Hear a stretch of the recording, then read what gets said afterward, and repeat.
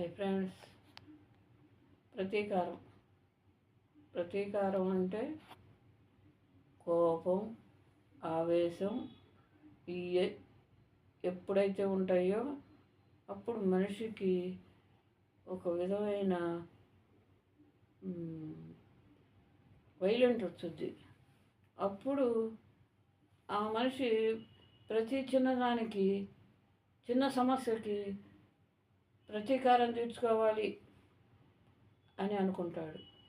అలా అనుకుంటే ఆ ప్రతీకారం తీర్చుకునే లోపు మన జీవితాలు అయిపోతాయి, నాశనం అయిపోతాయి. కాబట్టి మనం ఆవేశానికి పోవద్దు, ప్రతీకారానికి పోవద్దు, ప్రశాంతంగా ఉందాము.